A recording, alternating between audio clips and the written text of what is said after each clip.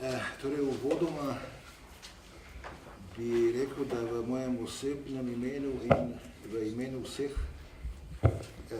ki smo sodelovali na učnih urah grškega jezika pri profesor Eriki Mihevc-Gabrovec, da bi to predavanje posvetil njej v čast. Torej, brez njenega pristopa grškemu jeziku, k duhu grškega jezika, bi trpeli en velik manko, ne samo znotraj obzorja klasičnih študijev, ampak moramo vzeti, da je klasična filologija podlaga za vrsto strok. In mimogrede, torej tudi 10 let že ali še več poteka nekakšen spopad, ali naj se ta študij ohrani, ali kako naj se ga ohrani. Ampak brez tega študija seveda filozofska fakulteta, mislim, da ne more sploh prezentirati tiste vloge, ki naj bi jo v tem prostoru imela. Zdaj, samo predavanje profesorja Janisa Kalogerakisa se dotika tematike Aristotelove filozofije. Sam kot profesor antične filozofije na Atenski univerzi se posveča celemu loku grške filozofije. Doktoriral je v Nemčiji še v 60 letih in tam izdal tudi zelo vplivno delo o predsokratikih, ki velja še zdaj za eno ključnih referenc.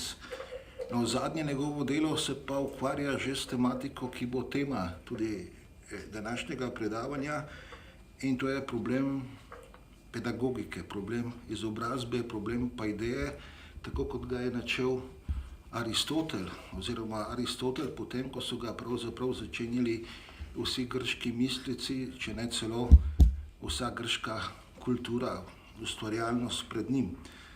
Torej, meni mi je izjemno dragoceno, da lahko slišimo kako je ta problem obravnaval Aristotel, kajti moji poskusi pri določenem predmetu, ki se ukvarja z metodologijo humanističnih ved danes, torej jaz zmeraj Aristotela navajam z opozorilom, da ga je treba navajati, kajti brez tega bi mi danes ne bili v zmožnosti, da razmišljamo o tem, kaj je izobrazba.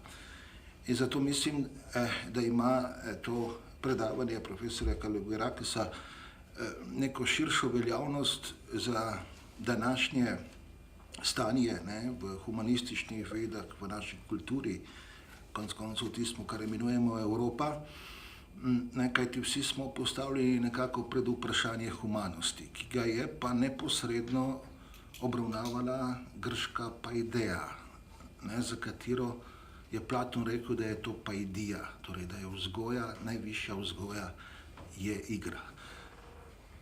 Professor Kalogerakis, please take the word.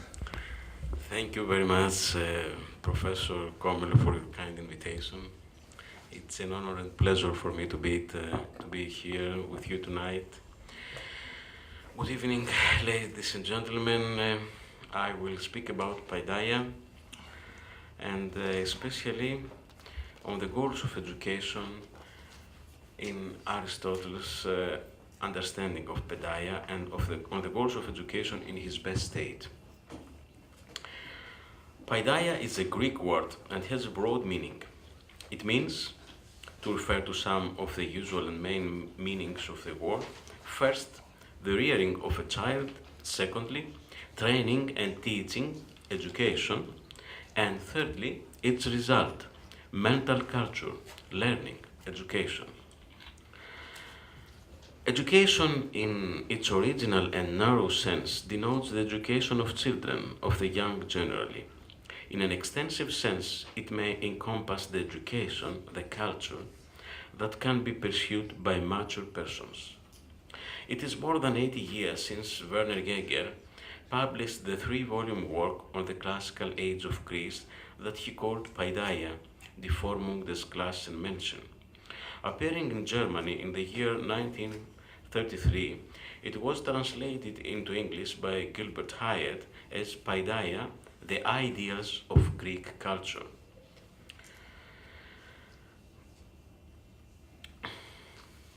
And it appeared in English in 1939 and hired subtitle The Ideals of Greek Culture is faithful enough to the book's content. Paideia is indeed about the ideals of Greek culture as Hegel saw them expressed in poets, historians, philosophers, orators, from Homer through Plato down to the last voices of free Athens. But as Hegel himself noted, his German subtitle better describes what it is really about, not a static set of timeless ideals, but a dynamic, here and now process, the formum des Menschen, the forming of human beings. Aristotle's philosophy of Paideia is not included in Hegel. Our knowledge of Aristotle's view on education is imperfect, since the only scheme of education he gives us is that which intended for the best state. The best state for which his scheme of education is designed is a state very unlike those of the present day, for under Aristotle's best constitution, the citizens are withdrawn from necessary activities, the activities of agriculture, trade, and industry, in a way which the men of modern states are not. And then again, a far longer gymnastic training was required in youth with a view to military efficiency in the Greece of Aristotle's day than is required in modern times. Thus, we must be prepared to find much in Aristotle's scheme of education which is unsuitable to the present day. Still, the broad principles on which it rests are not without interest, even for ourselves. Aristotle's extensive account of civic education is found in the last two books of his Politics. Aristotle provides a comprehensive statement concerning his understanding of education and culture and their role in social and political life. Books 7 and 8 of Aristotle's Politics are devoted to a discussion of the best form of government or the best regime. The discussion is devoted in a very large part to an account of education and its role in the best regime. What is the reason for the discussion of education in the Politics? First, for Aristotle, politics or political science is a practical rather than a theoretical discipline. Above all, because it is essentially for the sake or in the service of action rather than thought. So, in Aristotle's system, the art of education is a part of politics, and it is therefore a practical and not a theoretical speculative science. Politics is the highest practical science. It follows then that the art of education will be subordinate to that of politics. Second, education must be a matter of public and national concern and must not be left to the control of private citizens or fathers of families. And thirdly, the theory of education is treated by Aristotle as well as by Plato as a part of politics because, as Aristotle says, it is true that the good of a single individual is the same as the good of the whole state, but it is no less true that it is only in the state that we can realize this good in its whole completeness.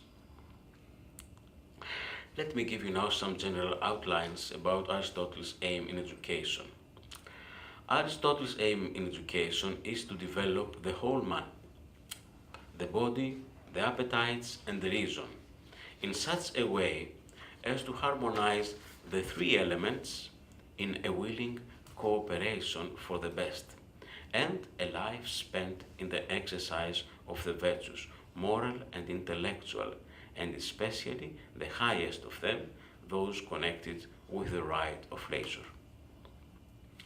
In Aristotle's view, he is a truly educated man who has learned from youth upwards to love virtue, not of one kind only, but of all, whose youthful love of virtue has been crowned with reason, and in whom reason, fully developed both on its practical and on its contemplative side and working for the best, and is mated with appetites which take pleasure in obeying it, and with a body well prepared for the service of both. This is the general concept of Aristotle for education in his best state. I will not discuss the details of this concept, since their discussion presupposes a quite extensive discussion of some key points of the Aristotelian political philosophy and ethics, which is not possible in the limited time of my lecture. But I will now concentrate on some major points of Aristotle's conception of education. They are particular but essential aspects of Aristotle's conception of education. Following the first 3 chapters of the book 8 of the Politics. In these chapters, we can also find some key points of the Aristotelian approach to education. Let's see first the text 1. Aristotle puts at the end of the 3 questions. If you see text 1, he's writing. No. Okay. Let us then first inquire if any regulations are to be laid down about children, and secondly, whether the care of them should be the concern of the state or of private individuals, which later is in our own day the common custom, and in the third place, what these regulations should be. So, he asks first whether care must be taken over education. It means whether any systematic arrangements are to be adopted respecting the education of the youth. Today we have organized education in all states, but just remember that in ancient Greece, for a long time, education was a matter of the family and the decision of the father. Second, so it's a question really important for Aristotle. Should we have an organized education by the state, or should each family decide for the education of the children? Second, next, whether education should be common. It means whether education should be managed by the state, or, as in most Greek states, left in private hands. I have already said about this. And lastly, what education should be like. It means what scheme of education should be adopted. These are the main points of the Aristotelian reasoning about education. The first and the second question on your handout are easily answered. If you see the text number 2,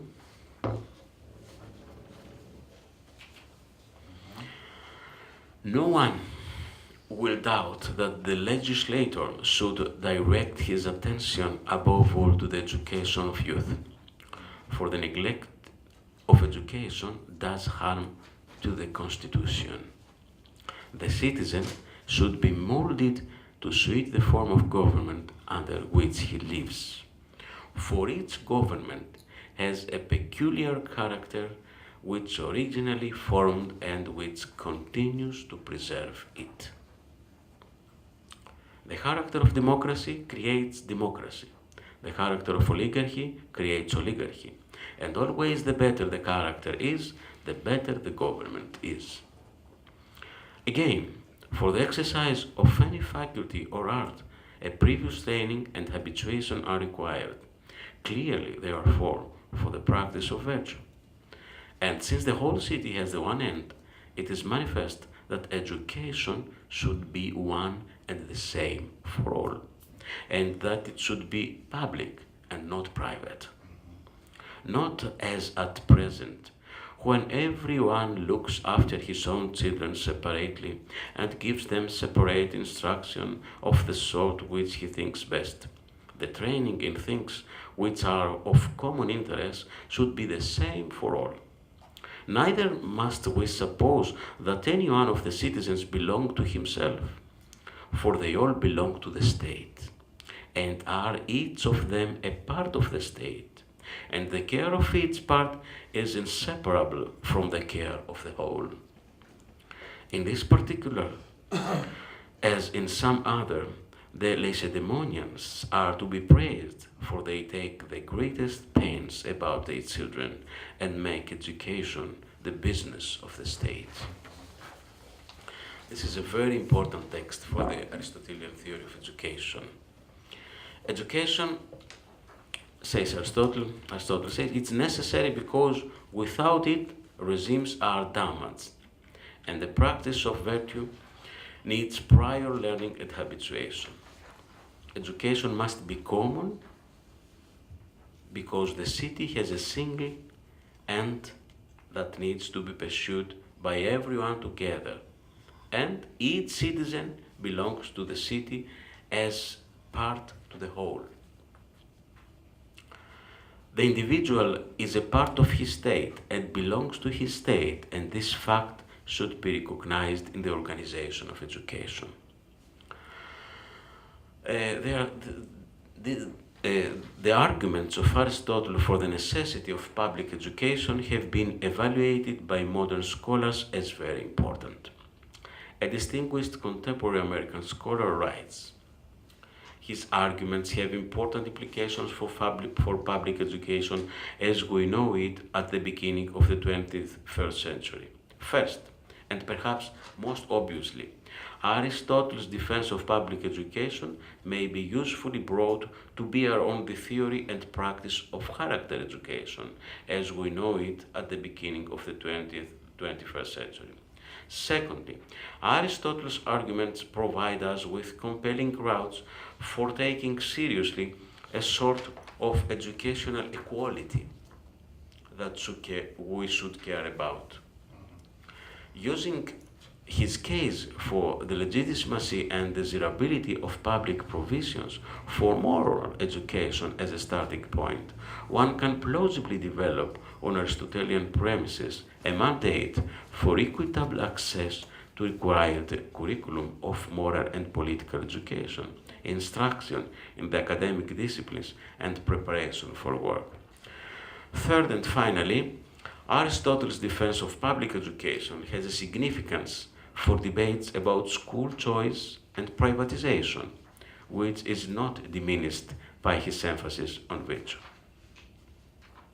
Although we are accustomed to thinking of the purposes of modern schooling as pertaining most of all to the acquisition of knowledge and skills that contribute to economic productivity, he writes, the American public school movement was built on rather different concerns. End of quotation. Let's see the third question. The third question is one which will occupy us longer because there is a conflict of opinion as the true aim of education and the subjects to be taught. We may see text number 3.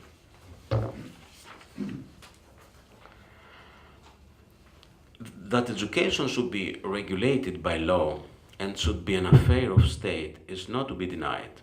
But what should be the character of this public education and how young persons should be educated are questions which remain to be considered. As things are, there is disagreement about the subjects. For mankind are by no means agreed about the things to be taught, whether we look to virtue or the best life. Neither it is clear whether education is more concerned with intellectual or with moral virtue. The existing practice is perplexing. No one knows on what principle we should proceed. Should the useful in the life, or should virtue, or should the higher knowledge be the aim of education? For those understanding ancient Greek, is ta χρήσιμα, the useful for life, or τα τείνοντα προς αρετήν, those which tend to lead to virtue, or the perita, extraordinary, higher education. All three opinions have been entertained. Again, About the means, there is no agreement, for different persons, starting with different ideas about the nature of virtue, naturally disagree about the practice of it. There can be no doubt that children should be taught those useful things which are really necessary, but not all useful things. For occupations are divided into liberal and illiberal occupations. And to young children should be imparted only such kinds of knowledge as will be useful to them without vulgarizing them. And any occupation, art or science, which makes the body or soul or mind of the freeman less fit for the practice or exercise of virtue is vulgar. Therefore, we call those arts vulgar which tend to deform the body, and likewise all paid employments, for they absorb and degrade the mind. There are also some liberal arts quite proper for a free man to acquire, but only in a certain degree. And if he attends to them too closely, in order to attain perfection in them, the same evil effects will follow. The object also which a man sets before him makes a great difference. If he does or learns anything for his own sake, or for the sake of his friends, or with a view to the excellence, the action will not appear illiberal. But if done for the sake of others, the very same action will be thought menial and servile. Well, it's a long text. I will discuss it now. The third question is one which, as I told you, occupy us longer. There is no clarity about whether training is to be in things useful for life, or in things leading to virtue, or in things extraordinary. Since the discussion concerns the best state, virtue as the main goal of education can of course positively answered. The difficulty is about the two other goals. What about things useful for life and things useful and things and things extraordinary? We have here in a very simple form, the perennial problem as to whether the end of education is culture or whether it is to fit us for the business of life. Are we educated to learn and to be cultivated, or are we learn simply to have a job? And this was a question which already Aristotle has put. What is the answer of Aristotle? Of things useful and necessary, only those that are free should be taught, and the young should partake in nothing of a vulgar, mechanical sort, or that will render body, soul, or thought unfit for virtue. For the same reasons, things free should not be pursued in an unfree or illiberal way, while things unfree may be pursued in a free way if pursued for their own sake, or for friends, or for virtue. Well, let us reconstruct his syllogism.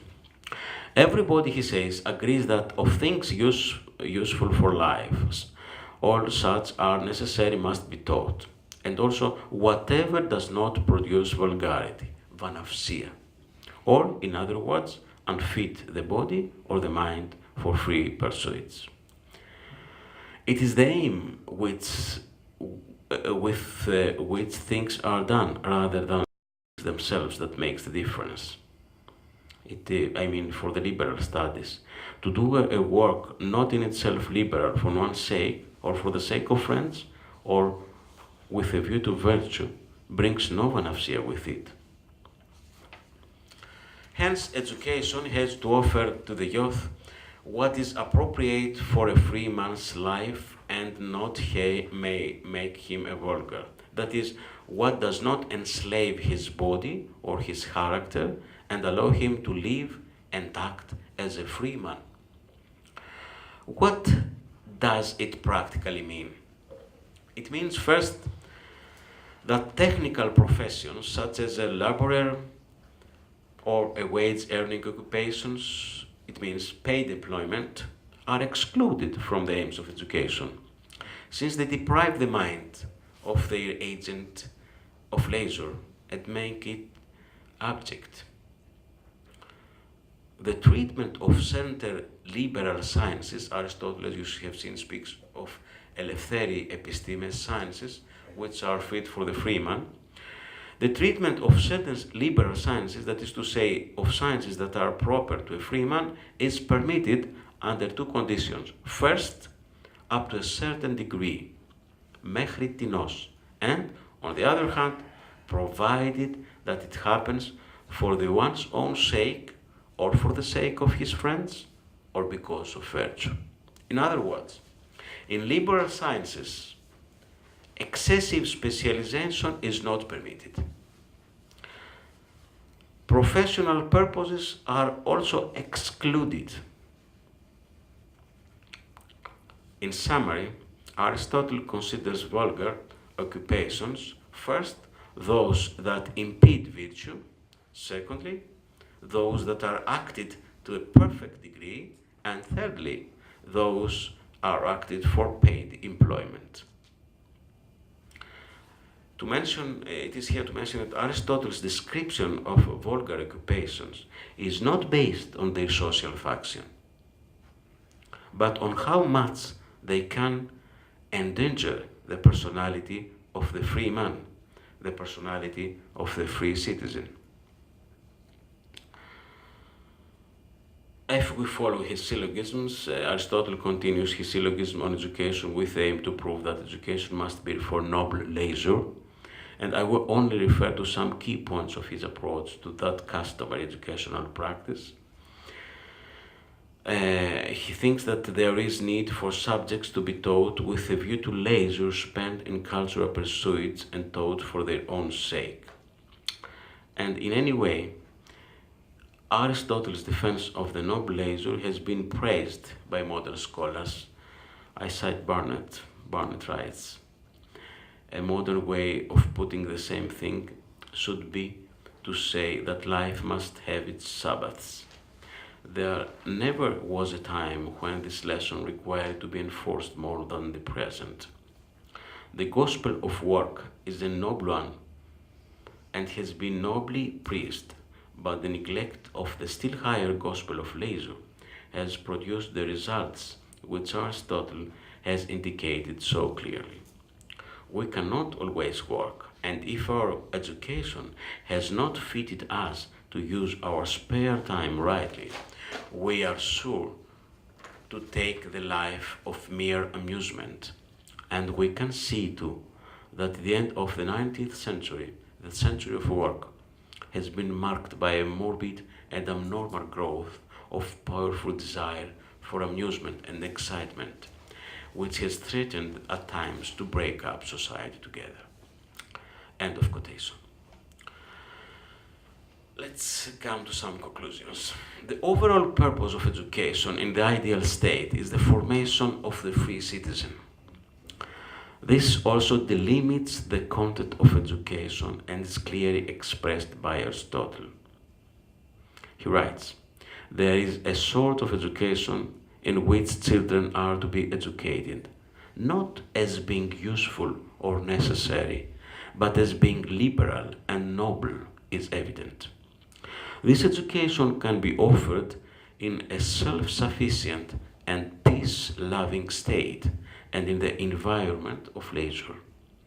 Aristotle visualizes the citizens of the ideal state, above all, not to be trapped in the hunt of what is necessary and useful for life. He also visualizes the citizens of the ideal state to have leisure, that is, to have their own time in order to be able to devote themselves to the cultivation of virtue and to the affairs of the city. The aim of Aristotle is to produce a man who will be capable of playing successfully a number of different parts, roles, of being first a soldier and then a servant of the state, a ruler or judge or philosopher in his best state. He does not educate in the way most likely to develop one-sided genius, but rather with the aim of building up an ensemble of character suited to the ideal society and to the duties which it successively imposes on the citizen. Ladies and gentlemen, in the best state, the free citizens are fully supported to develop the body and cultivate the soul. They keep a noble distance from being in possession of all branches of the sciences, since freedom is obviously incompatible with specialization. Aristotle's scheme of youthful education stands in marked contrast to any plan of encyclopedic study. The foundations of this sort of education cannot be found in extreme pedagogical models that aim, for example, in the formation of specialized scientists according to our current standards. Nor are they connected with exhaustive education of the dialectician, of the dialectic philosopher according to the Platonic model. They are connected with more realistic data, which are of course directly linked to the historical existence and experience of the Greek city-state, but without leaving aside the crown of Aristotelian ethics. It means the axiom of virtue. Aristotle wants to produce a being who will find his happiness in the exercise of the moral and intellectual virtues, who will live for the noblest things that men can live for. Thank you very much.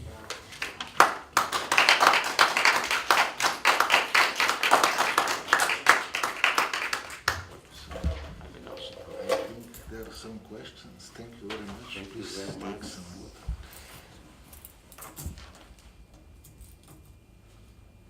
So, one Yes, student, yes. If we speak student about- from philosophy. Yes. If we speak about the goals of education uh, in Aristotle, we in some way speak about the goals of life. Or do you think this is something separate? Because from your speaking, we could see that we could articulate your understanding of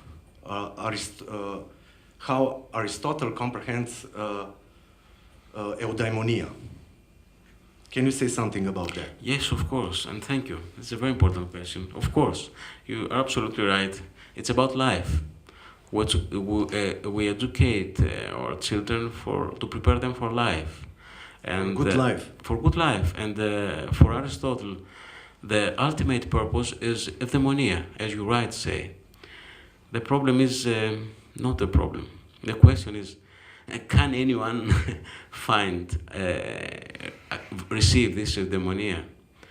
As you know, the answer of Aristotle is multiple, and it depends on the ways of life one wants to live. There are many ways of life, first Nicomachean ethics passages, but the reference here was to his best state, the best regime. And this regime is in an ideal way constituted. And in this regime, all his citizens can find this eudaimonia. And his main concern is how to educate them. Aristotle, his concern is, as Plato's concern was, how to educate young people, because he believed in the same way as Plato believed that if we want to build something new or to change things, we must first change people, or better, we must first educate young people to think in the right way and according to the values we want to put to them people. So he creates a new state, and in this state there are full ethical purposes and that can which must be followed by young people if they want to be led to eudaimonia. One Yes. short question Yes. more. Who do you think are the educators in Aristotelian? Well, it's a understanding? very, very nice question. Very nice question. Tricky question. Yes, educators are the legislators, but the real legislators. And sometimes Aristotle uses in a parallel way the legislator and the politician, but the real alithos politiki, the real politicians and the the legislators are in his best state the most pedagogical people, you know. It's something different if we compare it with our society. For us, laws are neutral. we have them, we have to obey them. But in ancient, as Aristotle and Plato understand, laws are to make people good and to make them to have an ethical behavior. Yes, they lead them to a better life, and the problem is to make men understand these laws and be habituated in these laws, and then they will find their way. So it was a very nice, profitable question. Thank you. Can I have one more tricky question? Why not? Whatever. What is then the role of philosophers in The best state. Yes. In the best state. It's They're not educators. yes, it's a really nice question, and it's a matter of controversy in the research if philosopher has to do something in the best state of Aristotle. Well, Aristotle creates a new concept of state, but he does not formally says that philosophers could be the rulers. In his best states, will not be philosophers the rulers. Forget the Platonic scheme of education. There would be some liberal men who obey the laws, but there is place for the philosophy in the Aristotle best state, because some people will be philosophers, of course. We cannot imagine the Aristotelian best state without philosophers. You know, anyone who has read his Nicomachean Ethics, his ethics, he has seen that the crown of the philosophy, the crown of life, is a theoretical life. Is it possible that in this best state will not theoretical life exist? For me, it's impossible. And there are some passages where Aristotle states that okay, it's very nice for practical life is asked in the best state, but practical life is perfect, it's okay. But the most practical life connected with real praxis is the praxis of theoria. And this is the main answer, I think, to your question. Only one sentence and... Yes. answer. You have read these two books, yes. Thank you very much again. Thank you. Very productive questions. Yes. Professor, thank you very much. It was very inspiring hearing you and your Thank you. lecture, I must say. So we can understand that paideia is a problem to learn and teach about the culture, according to Aristotle. And to hear about this eleftheria episteme, how do you say it? So I must say it's very inspiring. Formation of free citizen. But regarding the institution, I'm referring to what I was taught, I would say decades ago. So what institution paideia was practiced? At least they say to us, symposium is one thing. Yes. Gymnasium is Yes, another yes, thing. yes. Theater, Yes. or even a pederastia was, Yes. or not. Yes. So, according to Aristotle, what kind Should of be the institution yes. he He had in mind. all those I mentioned, Yes. I mean gymnasium, symposium, Yes, yes, as institution, including Yes. pederastia, yes. Well, in theater, of course, tragedy as Paideia. yes, yes. Yeah. Aristotle, as you know, is the first after Plato who permitted the entrance of tragedy in life. You know, he was much more liberal than, in this case, than Plato. Well, it's a very nice question, but in the way we ask it, it is not put by Aristotle. He does not explore institutions, specific institutions. He then consents. I forgot, not I forgot. I didn't say that the book, the eighth book, is not the last book of the politics. It's abruptly cut, and we don't know if it follows something else. For example, higher education is not discussed in the best state, and it obviously existed higher education. What should the philosopher trained off or the scientist trained off? But special institutions are not mentioned. I mean,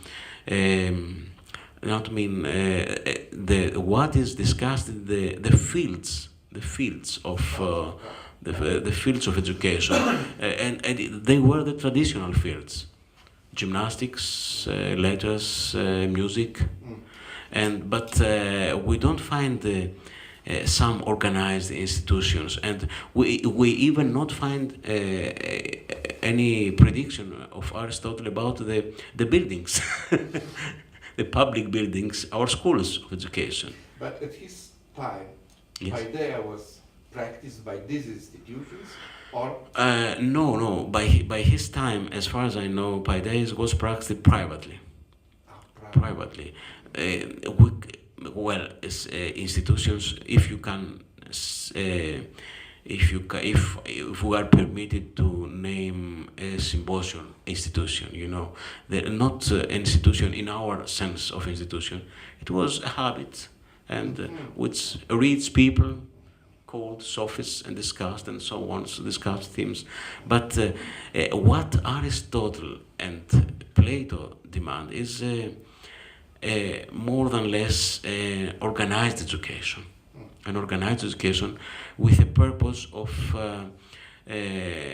defending the constitutional system.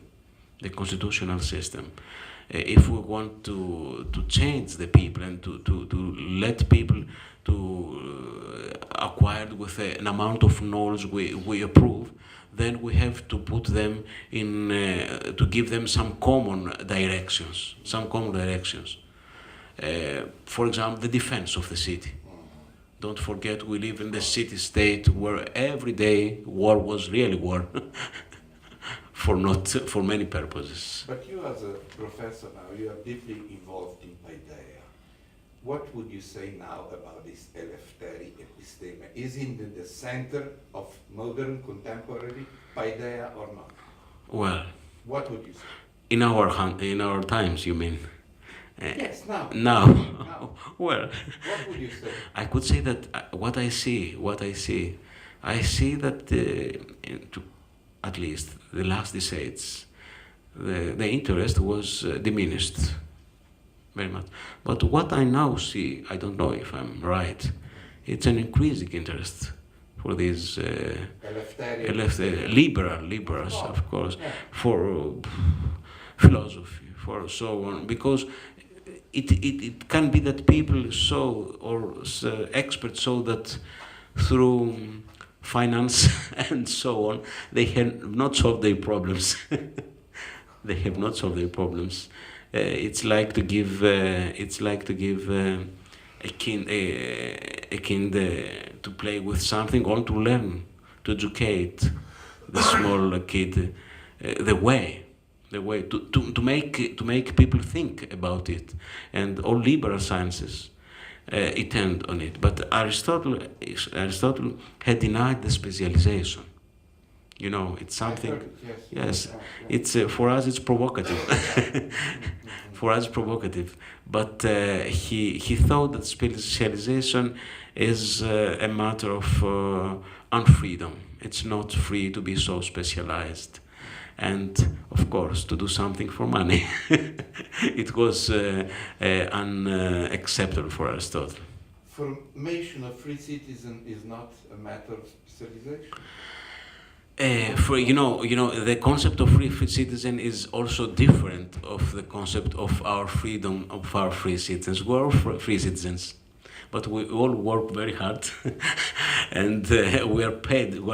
We're paid for employment. We have a paid employment, but it was another concept, totally other concept. The free citizen in ancient Greeks had not to work.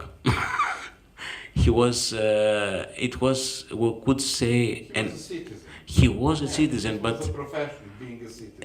a profession could, yes, Yeah, politician. It was the way of life. it Yeah, was, the way of what life. exactly, say, the way of life, but this paidai is directed to the free citizen and to the citizen who can take part in the affairs of the state, and also, don't forget, to be himself mentally developed.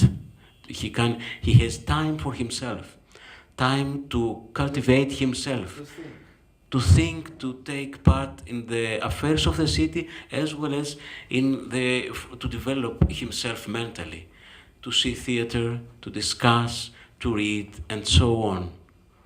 And now professional politicians, what they are doing. we see what they're doing. It depends always on how free they feel and how cultivated they are. How free they are. How free they are. Freedom is another concept for us today. It's the main concept. Thank you very much. Thank you very much. Can you think today Yes. of any better argument about studying humanistic, better than first sentence of metaphysics, Which is, which, if we paraphrase it, yeah. all men by nature are drawn to understanding themselves, themselves, and the world in which they live. Of course. Can it be some better? We by nature want to understand the world. Yes, it's totally Aristotelian. It's totally Aristotelian, and Can it be I cannot think something.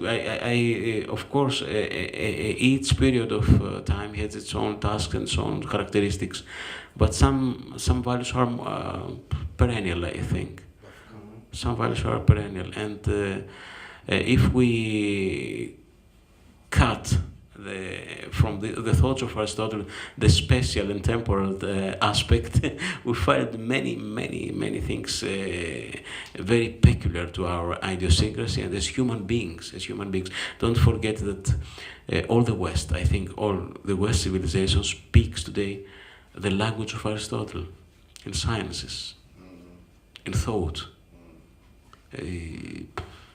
From his school derived the majority of sciences. If we have a debt to Plato for other things, we have a debt also to Aristotle.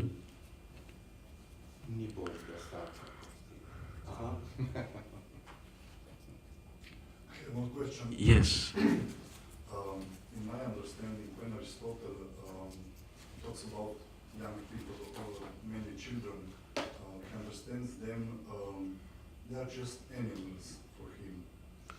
In a sense that they are driven by the wish for pleasure. And what is the role of education in this sense?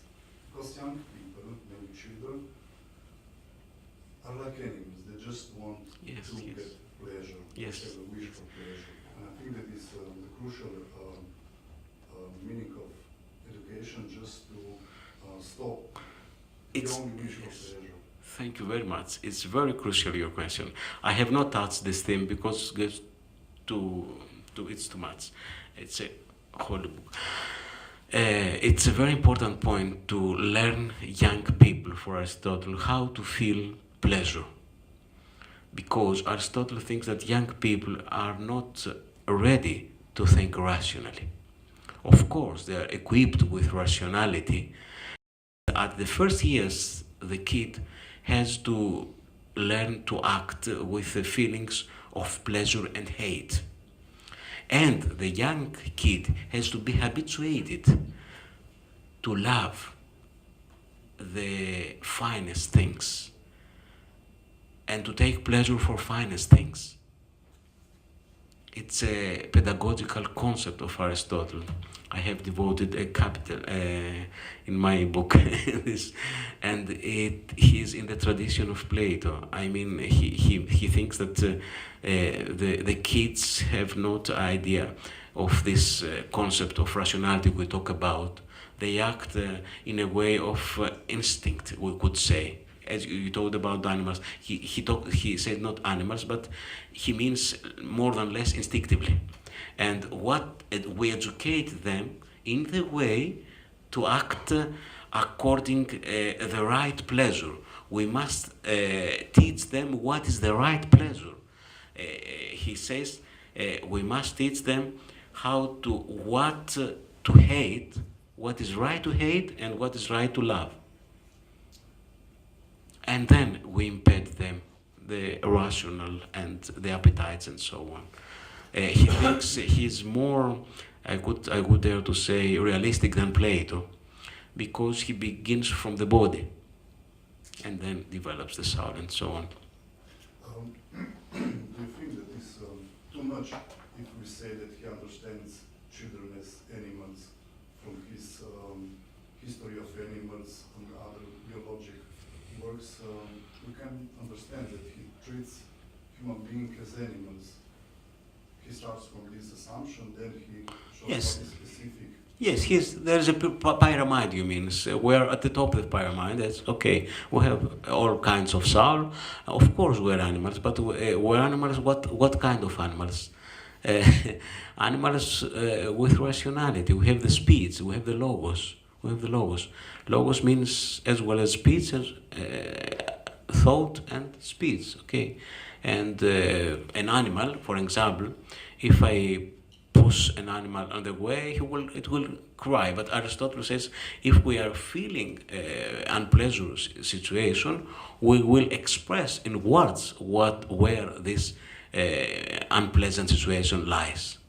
We have the words to express our feelings. Animals have no words, and we have the thought and the manner to think about those feelings. So, animal nature. You have pointed at a very crucial point also of ethical philosophy of Aristotle. Aristotle thinks that some people don't go further than their animal nature. If you see the 5th and the 6th book of Nicomachean Ethics, where he describes the human nature, the human nature goes from akolasia, from the most depraved state of mind and human behavior, to death, to God. There's a large scale of human nature. Some people remain on the animal level, and some people can be gods. Use the rational, can be gods. No, in reality, it was metaphorical said. Use the rational part in perfect way. You know, if you see the last chapters of the last book for Nicomachean Ethics, the main connection of the humans to the gods is nous, mind. I don't know if I answered your question. Yes, but Thank you. It's interesting because when I read Nicomachean Ethics, I had this feeling that actually all the crucial points of the ethics are taken, we can also... From biology. Yes, from biology. Yes, you're right, absolutely right. Aristotle is, I could say, not he, okay. Theophrastus, his student, is more than less the founder of modern biology, but Who? Theophrastus. Yeah. But he was the most confident student of him, but of course he's a biologist. And Aristotle is everything. He's a philosopher, he's a biologist, he's a zoologist, whatever you want. He's a metaphysician, he's a practical philosopher. He's a full science of his time. incorporates in his thought all sciences. It's a phenomenon, I think, of in the history of ideas. But his idea, formation of free citizen, is a substance of modern democracy too? Or Well, we can take some concepts of his free citizens. which one we cannot? What? Which one? His free citizen is a citizen who is not a woman, Of course, Metikus. okay, Yeah. not meticos, not slave, Of course. and not a kid, They are men of a much not normal age after 20, and they are the minority in a city-state. You see now the difference between us as free citizens. Yes. It has to do with the specialities of the Greek city-state. Yeah, women got rights a few decades ago. Yes. In all Western world. Yes. Those immigrants, Metikos, has almost no rights. And number three, a lot of proles are half slaves. Yes. So this is why I'm asking. In this way you put it, in a full realistic way, Of course, to speak the language of real reality. of course. Who is free? Yeah. Who is free? And in this way we're not free. We are paid. You have paid employment and we have no free time. We are paid, but the idea of freedom we have in our minds. Okay, we have free time, but ideally, but okay, it's the way you see it. The way you see it.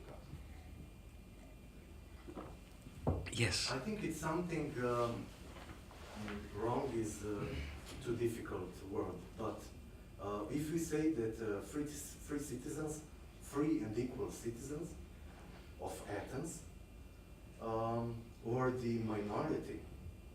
Minority of the whole citizen Yes, state. yes. Of population. Population. But today we say, and I think that Hegel was who said that there was a time when there were free, just some of them, and now we all are free. It's something wrong with that saying, because if we take serious the political way of life in democracy, in Athenian democracy, there were around 50,000 or 40,000 men from 300,000 approximately that had Full rights as a citizen. yes, Yeah. participation in every form of In power, in Kratos. so 40,000 of Out of Three- 300,000. Yeah, it's more than 10%. look at today's Slovenia. How many? 2 million people. 90 have the freedom and equality to pass the laws. Where is here the majority or minority and so on? This side of this look is I rarely Yes, You talk about representative democracy.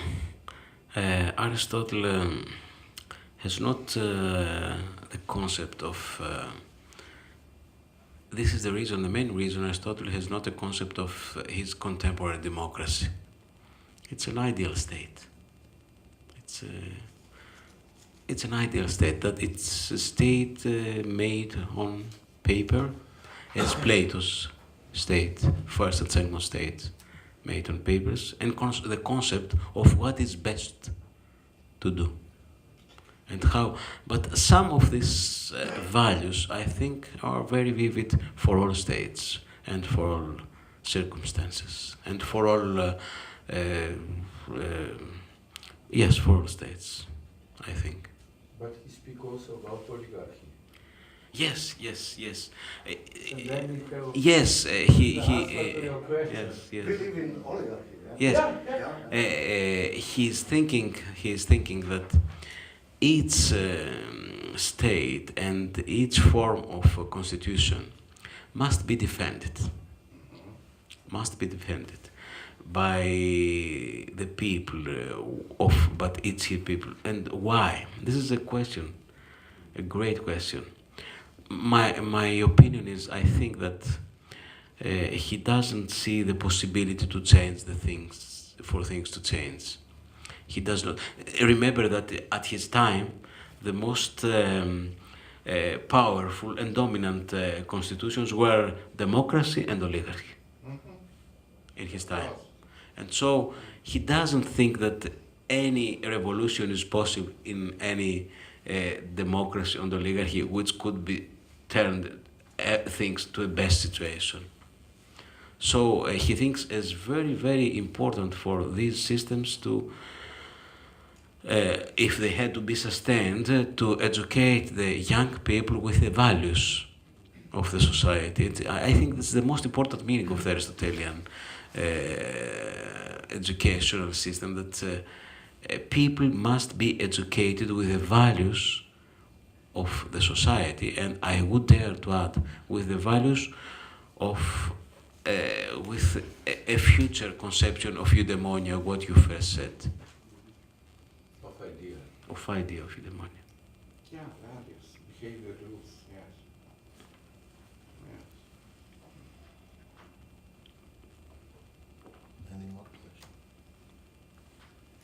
So then I would like. We believe we exhausted you completely. No, it was a great pleasure, really. Great pleasure and honor to discuss with you and to be, it was a very vivid and very, very nice, perfect for me discussion. Thank you very, very much.